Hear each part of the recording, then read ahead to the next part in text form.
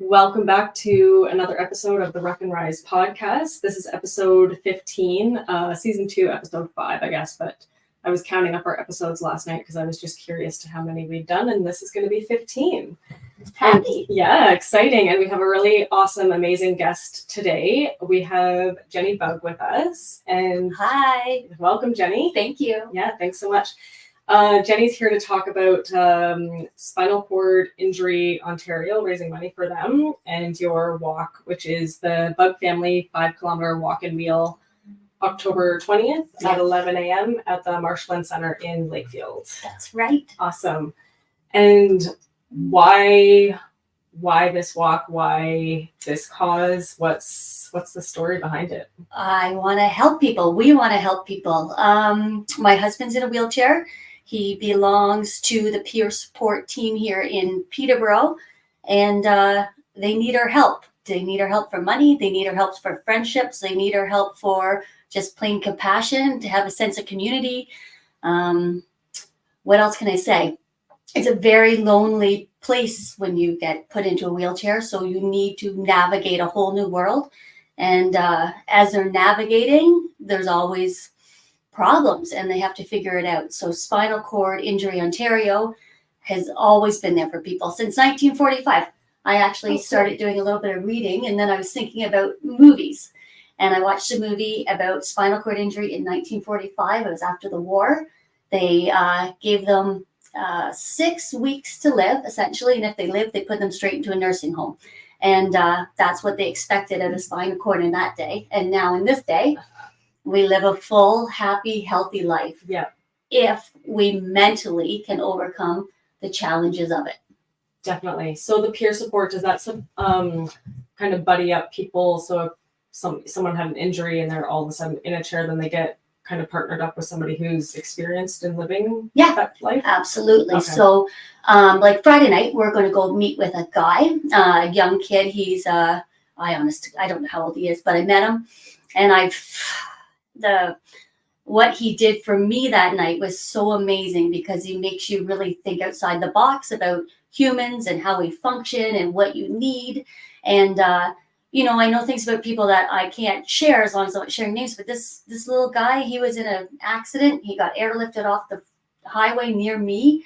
You never hear another thing about him. And then I met him, and his story broke my heart. So he needs help right now. So we're going to go up there, and we're going to, our plans right now is, he used to operate a digger or whatever you want to call it, but he worked his hand control so beautifully. Mm-hmm. And I said, how are you doing that so well? You haven't been hurt long enough. And he said, I ran backhoe. And so my husband's always in the woods working on his trails and stuff. So I hope we get him back into a backhoe and get him into the woods. That won't be easy. It won't be easy. It will, but we can get him there. Amazing for him, right? To just have that sense of, of something from before. Yeah, I can't wait to see if he will allow us to help him. We're already thinking about how to get him up there, and I know that sounds really crazy, but he's a quad, so he's a very high level injury. Okay. So he does have his hands, but only this part of his hands, like the palm part. Yeah. He wouldn't have any fingers. Okay. So, but he still can push on the lever. So hopefully he's game for it. If not, we'll get him in a 4-wheeler, and that'll at least take him into the woods. Yeah. Like that seems to be a lot of men's happy places. So I hope if we can get him back there, he can find something to look forward to. Yeah, that would be, that's amazing. So this is just one of the many things that all the research and stuff, the funds is going to help with this type of thing. So it's not going to help like us get him into the woods. No, but what it does do is it gets him to a meeting that he gets to meet people like him, that exposes him to his new world that he has to navigate. Yeah, so it opens up the door for connection and community. Yes, exactly. But if he needs something, that connection and community is going to get him what he needs. Yes. Through the funds that we're raising. Yeah. So these funds, we can disperse them wherever we want to in this. I've left it up to Spinal Cord Injury Ontario. They're going to keep it in Peterborough. So it's only going to help our people. But I, honest to God, don't know where they need that money. Yeah, they kind of decide.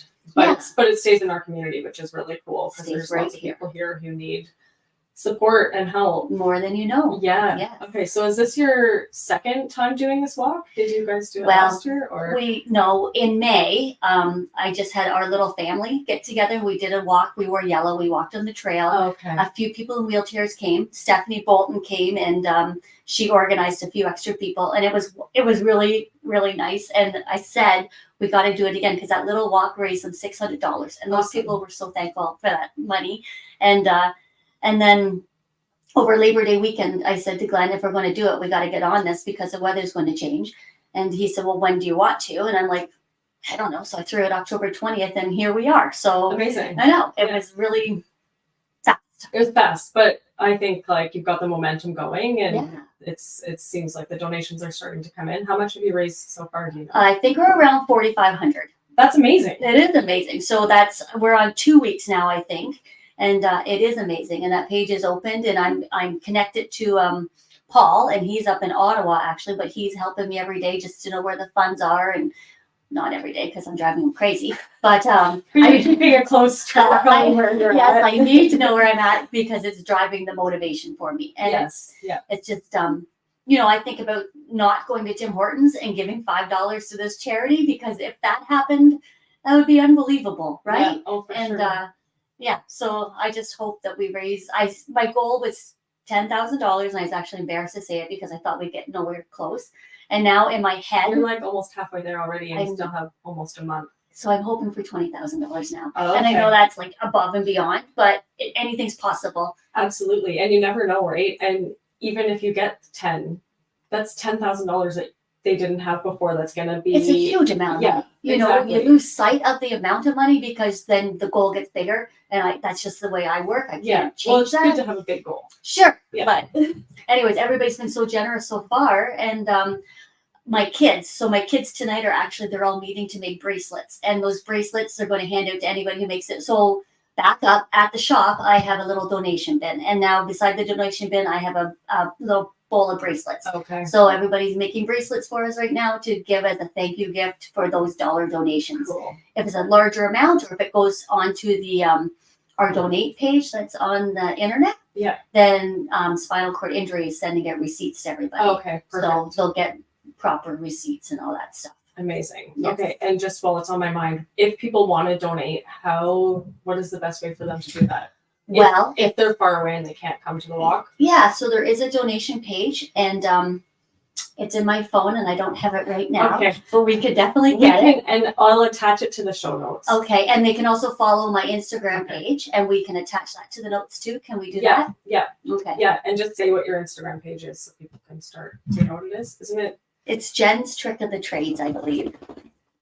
Oh, okay. I'm getting your two confused. I do Your have two, and personal that's- one confused with your other one. And I won't do say the have two. personal one. No, that's okay, because again, I jumped into this and I started having people on both pages, and then it became messy. Yeah, and then so. you're trying to manage both. So you just say whichever one you want people to be able to follow you on.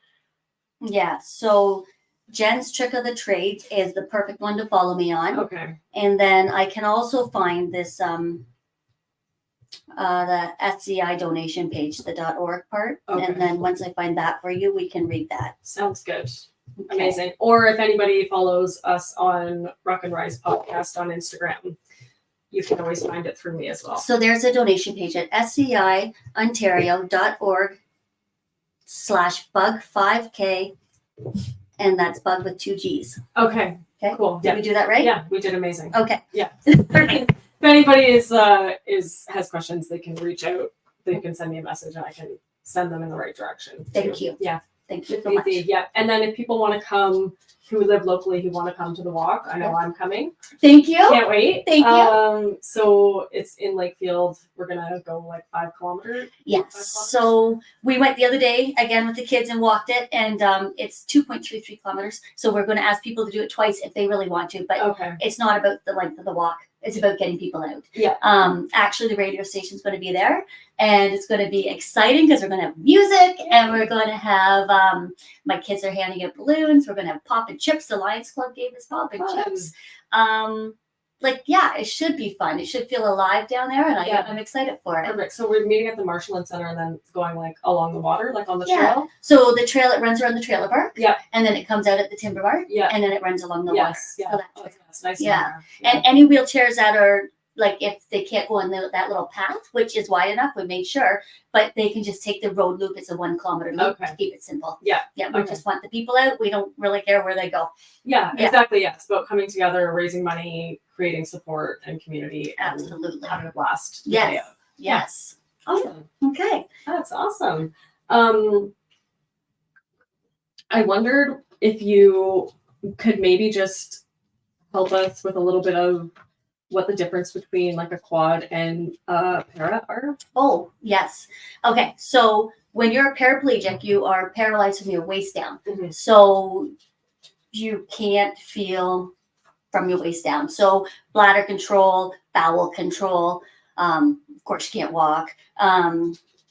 What else? All those things that happen below your belt. So you have full use of arms, and you might not have full use of your abdominals though, because it's an injury that can affect you to up your stomach, whether it's below your belly button or above your belly button.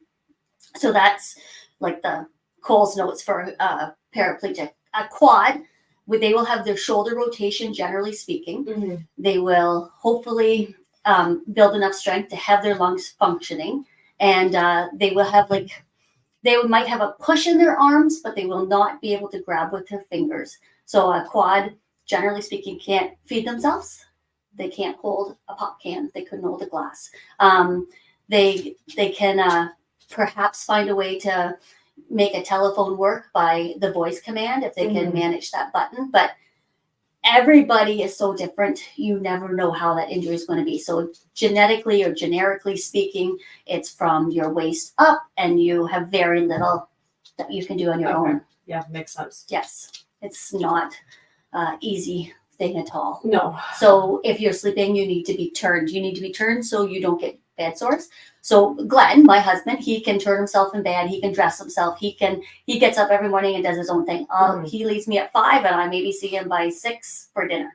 So he does everything on his own. I'm not a caretaker in any way. We're great partnership. Yeah, we're a team, but we are definitely not. I'm not any sort of a nurse. If Glenn was a quad, my responsibilities would be much larger, and I would have to do many more things for him. Yeah. And generally, quads require 24-hour nursing. Mm-hmm.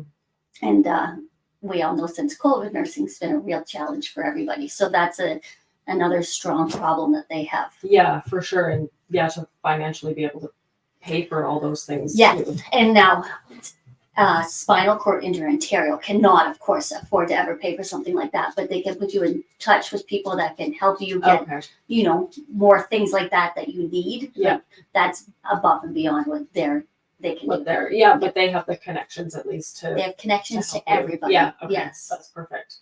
Good to know. Do you have any stories, like family stories, that you could share with us, like with the kids, and like what life, like what is like an average day like on the weekend look like for you guys? Okay, I made a post this morning because we went down to a Argonauts game, and so our family, for the first 8 years, our family vacations were very limited. Like we started going to Florida when the kids it was 2017, so what are we, 2024, so 7 years ago. So the kids were like 6, 8, and 12, I guess. And our first trip to Florida. So when you fly in an airplane, you have to wait for an aisle chair. So you're the first one on and you're the last one off. Mm-hmm. So we already know we wait at the airport for oodles of time. And then you have to go to the very front. And anyways, they get you on that plane and then they load the plane. So we're on the plane for a 2-hour flight, about 6 hours. Yeah. Okay. And we've already been at the airport for a few hours. Yeah. So it's a lot of waiting and it's a lot of planning. Yeah. So how it works is they take Glenn's wheelchair and then we take all of the stuff that we need with us. So it's the seat and it's just, you can only imagine. And then you get there and then you can't rent a van for him to drive. There's no hand controls and anything you can rent. So then I have to be the driver. And that's never fun either. But we always make that work. Our hotel rooms, you can never get an easy, accessible hotel room. It's such a challenge to book one. In fact, they'll say, yes, ma'am, we have you an accessible room when we get there. And now we're moving furniture and we are trying to find a shower bench. So travel is never easy. But like my kids, they're always so good. We just know we have to do what it takes to get him there. And so stories about the kids and Glenn.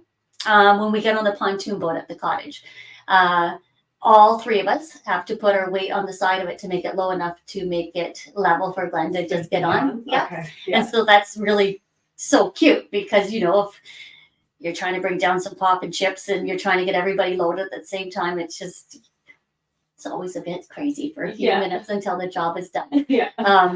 We went to Alec. He's another peer support to cut wood for him. So Alec won't like this, but he's getting older now, but he lives completely independent in the country where he cuts his own wood. He gardens his own garden. He cuts his grass. He's on the river. He's amazing.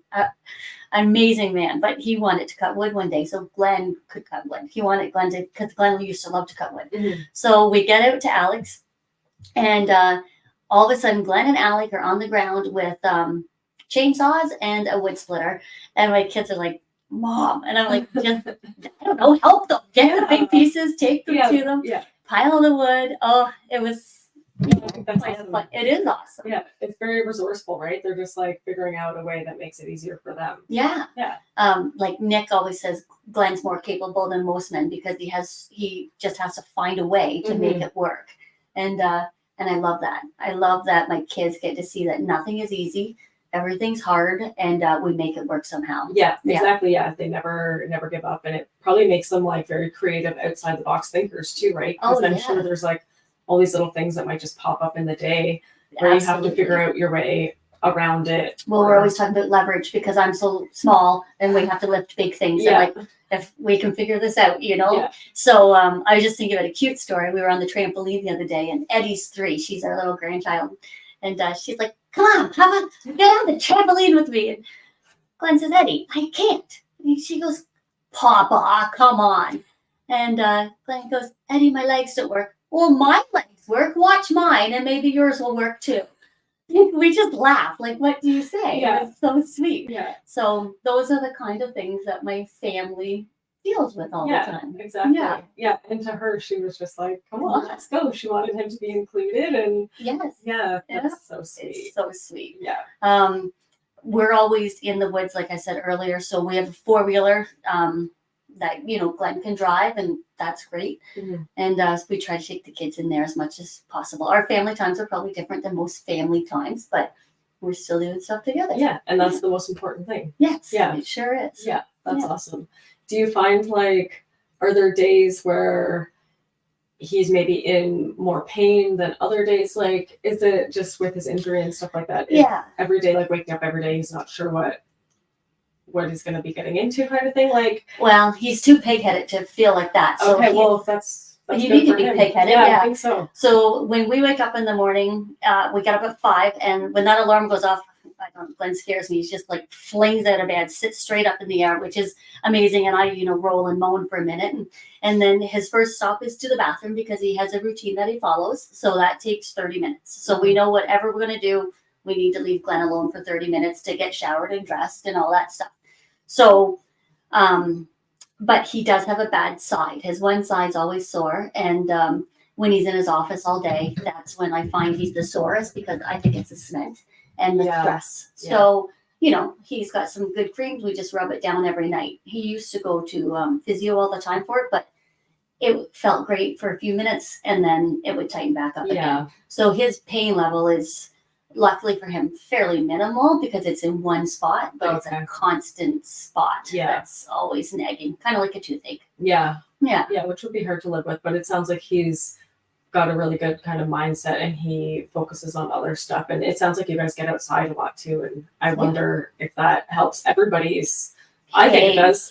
I went I know for it helps run my in the mental rain, health. yes. So Yes. yeah, I just imagine that. Yeah, you guys getting to spend some time outside, Yeah. in the woods as a family, or if it's alone time, is probably really good for. Yeah, we're always biking, walking, hiking, running, whatever we're doing. Yeah. We can't go for a walk. There's no such thing as that in our family because Glenn moves too fast on his wheelchair or on his bike. So if we go for a walk, he wheels beside me and I run. And if we go for a bike ride, we can kind of keep up together. Yeah. But yes, we're outside as much as we can. Yeah, that's awesome. Yeah, for our minds, for Yeah, sure. absolutely. Yeah, I'm a big believer in that because I know it helps me personally, and I know it helps lots of other people too. So I always It's the best. try to keep that in mind. Even when it, like yesterday, was kind of rainy and not the nicest, but I had to be outside for work, and I was still like, oh, this is great. Like, we're getting fresh air. It wasn't freezing cold or anything, so it was still just a nice kind of reframe. Absolutely. It just wrecks her hair. It does. It does. But besides You that, know, it's okay. yes, currently never have nice hair because I'm just in the middle of growing my hair I out. think your hair is cute. Oh, thank you. Yeah. That's funny because that's how we know each other originally. Exactly. Yeah. Yes, actually, I babysat you back a long, long time Yeah, ago. I know. I told my parents that we were talking, and they were like, "She remembers you." That was so long ago. Oh my God. Yeah. You know what I remember is peanut butter and Ritz crackers. Oh yeah. I That's a know. delicious I never snack. had that snack until I babysat the Browns. Oh. I know. Wow. So Well, now I have it. Anyways. You're welcome for that gift. You know? Thank you. I haven't had that for a long time. I don't really eat too many crackers anymore, but I do Well, you eat a should lot try of it peanut butter. Yeah. Yeah. There you Delicious. go. Yeah, amazing. Just trying to think if there was any other things I wanted to touch on. Do you think you'll do this walk? Like, it already seems like it's been a huge success even without it happening. Do you think you'll make it like an annual? 100%. And I hope when we're dead, the kids are doing it because I just think that it's so important. Yeah. And, you know, I've been, again, thinking so much, but spinal cord is, until it affects your family, you have no knowledge of it. Mhm. And it's a massive problem. And I remember when I was little, I don't know how old I was now, but my cousin, he jumped into water and he hit a rock and he got paralyzed. He was a quad. And I remember my mom telling me that story. And, you know, mom's like, you know, he can still live a life, but we don't know what it'll be like. And again, it's changed so much since he was hurt. Mhm. Chrissy's gone now, but he lived, I don't know exactly how many years, but he did get married and he did have a life. Mhm. And, but, you know, if he would have had more help and more community, he would have done better. Yeah. And that's the reason why I think it's so important. And then when Glenn got hurt, that was, of course, devastating to our whole family. And then my cousin is also hurt. And, you know, so it's well in our family. And yeah, I can't believe that I have 3 people that are so close to me that this has happened to. And of course, you every day learn of somebody new that's hurt. Mhm. I mean, we got little Jack in Warsaw, you know, like, and it's always, when you hear of it, it's like, oh God, because it's just like, I tried to make a post this morning to talk about it. Like, by the time you're hurt and then you are flowing to wherever you are, Kingston or Toronto, and then you get to a point that you get to go to rehab, you're at least 3 months in that situation. Yeah. And then after 3 months, you know, you don't know how it's going to be. You have to come home. You have to have your house renovated. You have to, your friends, and you know this, whenever somebody gets sick, everybody jumps to it. But a year later, people forget that you're hurt and they move on in their own life. But the person in the chair can never move on. And that's, again, peer support, never forgets that you're hurt. So, like, you know, we're always in the know of if somebody does need help. I tried to tell a story yesterday about this man, and this man's, he's not my dad's age, but I don't know how old he is, but he's over 60. Okay.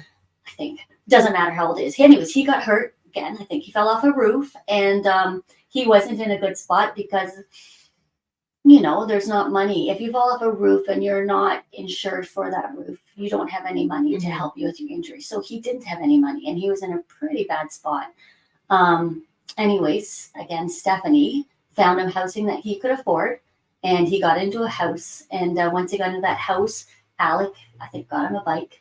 So we all went biking one day. And but when we got on our bikes. So when I go with these men, I'm the able-bodied girl. So it's kind of a joke, but I'm the gopher. Whatever they need, whether they left their keys in the car, their water bottle, their wheelchair needs to go into the trunk. Yeah. I do those things. It's great. I love it. But this man particularly was so weak that day. We had to get him from the car to a stool, I guess from the car to the chair to the stool to the bike. Okay. And then we had to get him from the bike to the stool to the chair to the car. Yeah. And we had an expo back just in August, which really inspired this run. It was August 20th. And that man showed up on his motorcycle. It's a scooter with his girlfriend, and he's living a full life. Yay. And you know what? He has to thank SCI Ontario for his Getty Up and Go, because they helped him so much, Yeah. you know? Absolutely. Yeah. That's amazing. Yes. One day SCI organized the day. We went down to Quarry Park, and they had water skis. So they brought in a big power boat, and they had a water ski, which is one ski in a bucket. And these men, basically you throw yourself in the bucket and you pray. And they got wet. And, you know, I don't think anybody got up, but they still laughed. They had and, fun. You know, they had fun. And Yeah. when was the last time they were in the water? When was the last time they had an opportunity to do something like that? And it didn't open up doors for many. I don't think many of them took up the sport, but it still gave them an experience they'll never forget. Yeah. Right? A fun day with friends doing something different. Fun day. Yeah. And, you know, who's going to be the first one to throw themselves in that bucket and look foolish, you know, to do it? Because, you know, everything that happens when you throw yourself into a bucket without your legs, it's a little tricky. Yeah. But they did it, and it was so fun. That's so cool. Yeah. So it's stories like that I'm trying to remember to tell, but it's hard to remember them all, right? Yeah. Yeah. Well, that's amazing that there's all those stories. That brought me to a question of, so the bikes for these people Mhm. are, how do they get a bicycle? Is this something that spinal cord injury helps them with, or is there a special, because some of them I guess would have to be, every bike maybe have to be a little bit different, right? Yeah, it's like a wheelchair. Every bike has to fit you properly Yeah. for your size, right? So Yeah. there are little generic bikes, and if you're going to jump on it and, you know, go for a 2-kilometer bike right down the trail, you can pick them up, and yes, spinal cord injury could direct you to that spot. Okay. But like Glenn's bike comes from Germany, so it's a big, huge process to order that bike, measure yourself, Mhm. put it together, all that stuff. So once you get a connection with those people, you can help other people. And Yeah. Glenn, Okay. you know, Glenn being a peer, he has that information for anybody who needs it. Yeah, that's Yeah. so cool. I see them all over the place. Like Peterborough, I see people riding their bikes, and I'm like, oh my God, that's so cool. You know, they're using their arms, and I just think, I'm like blown away by the like strength that they have. Oh yeah, It is absolutely. So cool. And even we were just in the army run, or I did the army run this past Sunday in Ottawa, and there was a few doing the army run in like the modified bikes and stuff. It was so cool. Wow. Yeah. Yes. Yeah, it was awesome. Yeah, that is awesome. So yeah, that just made me wonder, like, oh yeah, the bike, like, right? You can't just go to you know, your local bicycle shop or no. Canadian Tire or wherever you're getting your bike. Like, of course, everything is specific to each person and probably costs more because it has to be specialized. Yeah, absolutely. Yeah. And again, I don't know about SCI and funding for anything like that, but they would definitely have something to loan you to get you into it. Yeah, to to see see if if you like it's it. even something that you like Yeah. before you go ahead and order Yeah. your bike. We just had that expo that I was talking about, and that's put on by Spinal Cord Injury too. And I mean, I learned so many things there, and now I'm sidetracked to where I was going with that, actually. That's Okay. okay. That's Sorry, to me jump into all the something time. different because I forget where I was going. No, that's all good. Something to do with the bicycle. Yeah, no, that's all good. I think that was pretty much all the questions that I had for now. But I'm so excited for the walk and to see how much money is raised, and Me too. to be kind of part of the story and to get to share and learn more, because I honestly don't know a lot about spinal cord injury, and so it's been very eye-opening for me too, kind of since we've reconnected and been Thank you. following along. So thank you. I just hope everybody can come, and if they can't come, please Donate or share or share. Yes, follow that page that we're trying to teach people and figure this all out together, right? Yeah, exactly. Yeah. And so this is the first year, and I think you've already done amazing, right? 4,500. Yep. Yeah. I think so. First year, right? So I'm sure in another month I feel like we're going to hit the 10,000 I hope so. mark for sure. And then next year it will just grow and grow. I And hope so. Yes. we'll, yeah, we'll be able to add more stuff next year. Maybe we'll do yoga after or something like that. Yoga? Free yoga in the park after, Can you or imagine? at the Marshland Centre if it's cold. Like we could do chair yoga so everyone can sit. Perfect. Yeah, like there's Yes, the possibilities are literally endless. I just picture a whole festival Yeah, afterwards. that'd be Actually, amazing. some tents with some, little things to sell, and Yeah, and that's the thing, right? People in chairs, it's so hard for them to get out. I would like to have a lot of great things once we get them out. yeah. Something to really, give them some excitement. Yeah, Right? no, that would be cool. Yeah, so it could be the walk, and then maybe there's like a little vendor sale or something after, Exactly. and Local a meal. vendors. Yeah, Yeah. meal, and different things for them. Yeah. Make a whole day of it. I wanted to do a barbecue, and I did have lots of people on board wanting to help me with the barbecue, but because I'm not registering, we don't have numbers. And Okay. and I'd like to keep it not registered because, again, in a chair, you wake up that day, and if it's a rainy day, that's not a fun day. Mhm. Or if you're just not feeling up to it, they don't have them. I mean, it's just an anxiety. It's an anxious thing, right? That they just can't get going. So I didn't want anybody to feel obligated. I only want people to come if they're excited to, and that kind of thing. Okay, that's a good point. So if people want to come, they don't need to register ahead. There actually is no way to register. It's just a show up on the morning. Show up. Yes. Starts at 11. That's right. Okay. So anybody wants to, we're going to wear yellow sweatshirts because to Okay. me, yellow just celebrates happy, and this is happy. So the balloons are going to hand, it's going to be yellow, but if anybody wants to wear yellow and join us, that's amazing too. And yeah. Sounds great. Okay, It's great. going to be an awesome event. It sure is. Okay. Thank you, Allie. You're welcome. Thanks for coming.